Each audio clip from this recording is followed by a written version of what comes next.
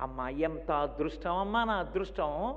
లోకములన్నీ ఏ తల్లి ముందు నిలబడి స్తోత్రం చేస్తాయో, ఏ తల్లి అనుగ్రహం కావాలని ఋషులు కూడా ప్రార్థన చేస్తారో, ఏ తల్లి ఈ సమస్త బ్రహ్మాండములను కదుపుతోందో, సమస్త కదలికలకు ఆధారభూతమయ్యున్నదో, ఏ తల్లి మాయాస్వరూపిణి అయి సమస్త జగత్తుని ఇంద్రియములకు వశం చేసి పరమేశ్వరుణ్ణి చేరకుండా చేరేటట్టు కూడా చెయ్యగలదో, అటువంటి తల్లి నా ఇంట కూతురైంది. నరదేవాసుర పూజితాంఘ్రియుగళ నారాయణి శాంకరి.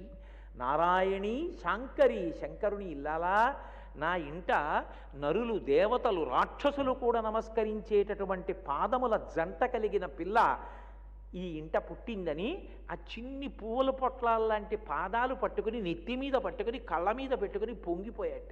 ఆమె ఎందుకు కామాక్షి కామదాయిని అవుతుంది అంటే ఆమె యందు సరస్వతీ శక్తి, లక్ష్మీ శక్తి